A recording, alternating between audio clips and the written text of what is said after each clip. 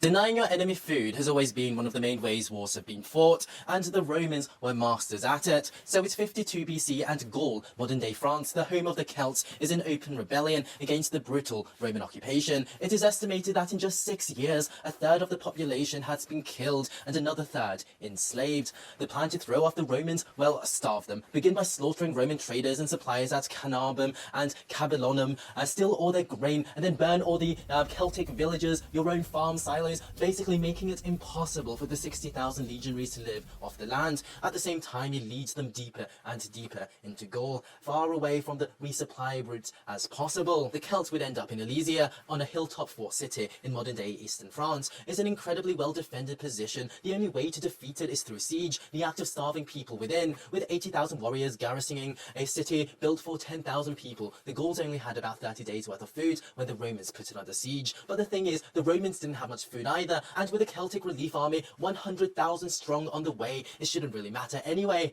Except it did, because they were delayed. During this wait, what the Romans did, what they constructed, was quite incredible. They built a 16-kilometer wall around Alesia, meaning no supplies could get into the city, and to protect the Romans from the incoming Celtic relief army, they built a 21-kilometer long wall facing outwards. Now both sides, both the Romans and the Celts, were effectively under siege, and now it was a waiting game to see whose stomach would growl fast. It was the Celts. The date they expected reinforcements to come came and went, and with upwards of 100,000 mouths to feed, they couldn't hold on for much longer.